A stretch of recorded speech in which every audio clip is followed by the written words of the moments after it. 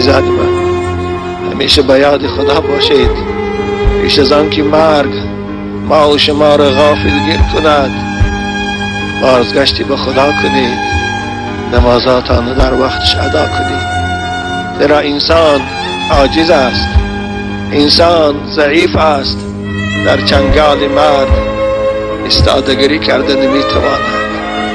انسانهای زیبایی را میدانم و میشناختم و میدیدم که با آن زیبایی، با آن حسن، با آن پهلوانی آخر در قبضه مرگ اسیر شدند.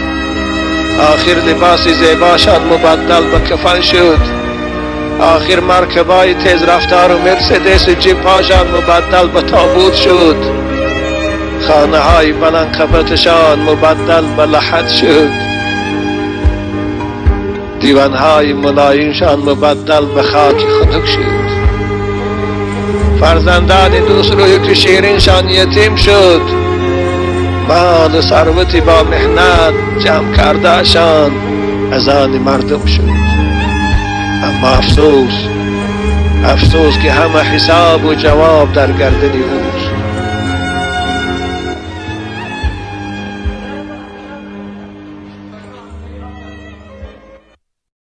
ملائکه عادی نیست. جبرئیل فرماندهی همه ملائکه های الهی است، مطاع است. ملائکه است که هم خازن بهشت و هم مالک دوزخ با همون عظمتش اطاعت از جبرئیل میکند. بنابر وقتی که شب معراج پیغمبر بزرگوار ما برای تماشای جنت رفتند، جبرئیل امین خازن بهشت سفارش داد که افتح لمحمد ابواب الجنه، برای حبیب خدا محمد درهای بهشت کشا تماشا کند.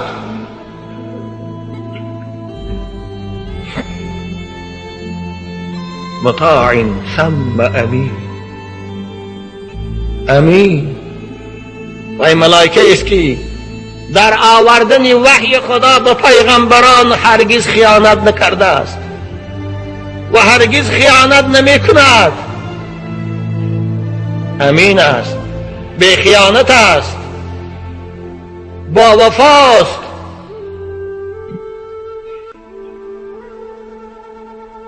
و ما صاحبكم بمجنون. و این چنین سوگند یاد میکند خدا به خاطر آن که این پیغمبره که شما میگوید دیوانه هست و دیوانه نیست. دوم سبب سوگند خوردن پروردگار این اثبات رسالت محمدی است. در اینجا خدا به خاطر دو چیز سوگند یاد کرد. یکی به خاطر جبرئیل امین که این قرآن وحی اوست، از جانب خدا جبرئیل آورده است، نه شیطان نه یگان جن. دوم به خاطر آن است که این پیغمبری که در مکه مکرمه برآمد و شما را به عبادت خدای یکتا دعوت میکند و دیوانه نیست.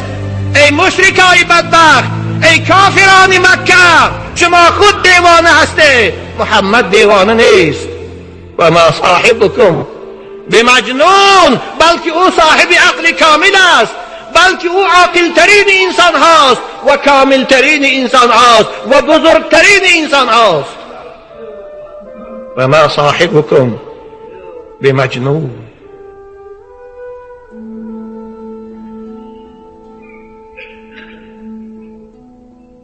بنابر پروردگار برای اثبات رسالت پیغمبر خود در قرآن با شیوه های گوناگون سوگند یاد میکند.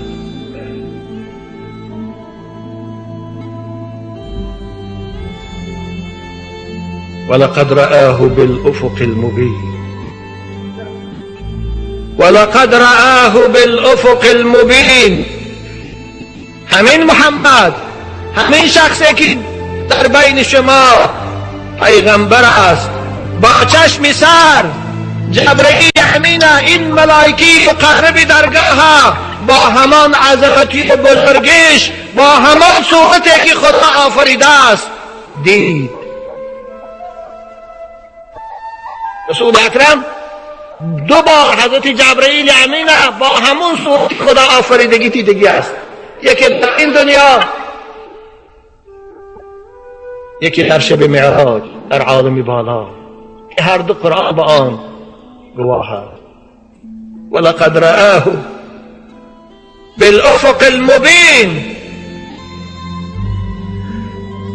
ابن کثیر میگوید، قرطبی، رسول اکرم صلی الله علیه و سلم از جبرئیل امین طلب کردند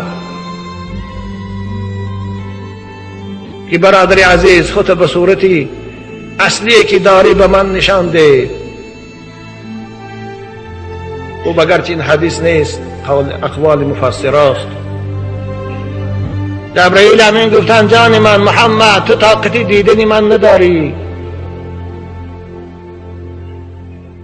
گفتن نه، هرچی باشه به من خودت نشان ده، من یک بار تو رو ببینم با صورتی که داری.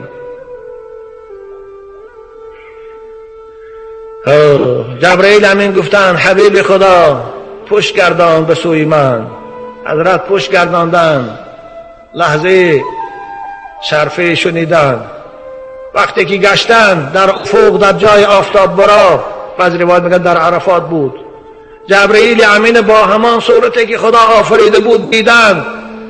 از هیبت او رسول اکرم هشان رفت. جبرئیل امین به صورت عادی بازگشتن. رسول اکرم سر مبارک در آغوش گرفتن. لحظه به هوش آمد. گفتن حبیب خدا نگفتم که تو الان طاقتی دیدنی ما نداری. ولقد رآه بالافق المبین وما هو على الغیب بضنین. وما هو، این پیغمبر، این محمد، این آفتاب تابان رسالت، هر چیزی که از وحی خدا از غیب به او آمده بود به یگان کم و کاس به شما عالمیان رسانید. در رسانیدن وحی خدا به سوی شما بخیلی نکرد. و ما هو علی الغیب بضنین. از این سبب هر کسی که میگوید که محمد وحی خدا را از ما پنهان کرده است، او از ایمان جدا می شود. یا میگوید که این محمد این احکام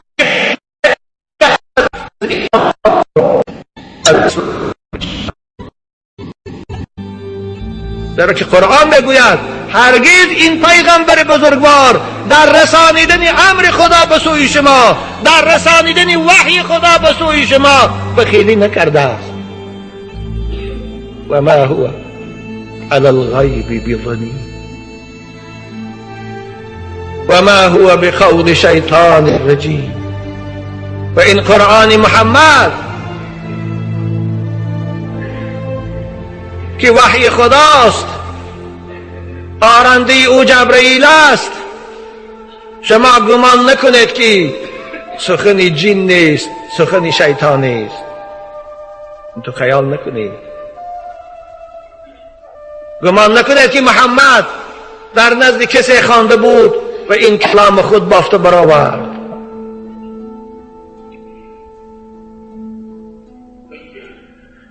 و ما هو علی الغیب بضنین و ما هو بقول شیطان الرجیم. و این قرآن سخن شیطان ملعون نیست، زیرا که شیطان طاقتی برداشتنی او ندارد، طاقتی شنیدنی او ندارد. و ما تنزلت به الشیاطین.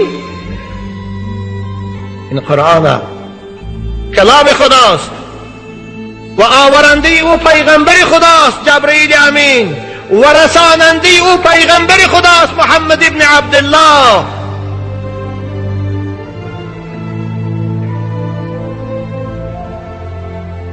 و ما هو بقول شیطان الرجیم. فأین تذهبون فأین تذهبون. این از کتاب خدا، این از قانون حیاتی هر یک فرد مسلمان. این است راه سعادت، پیروی قرآن. فاین تذهبون، بس شما کجا می روید؟ این قرآن عظیم و شأن میموند و به کجا می روید؟ این شریعت میگذارید و باز به کدام قانون پیروی میکنید؟ فاین تذهبون. خدا برای سعادت شما کتاب فرستاد، خدا برای سعادت شما پیغمبر فرستاد، خدا برای سعادت شما شریعت فرستاد. این شریعت خدا رو میمونید به کجا میروید؟ پیروی کردنی از قرآن میمونید، باز به کدام کتاب چنگ میزنید؟ فاین تذهبون، فاین تذهبون.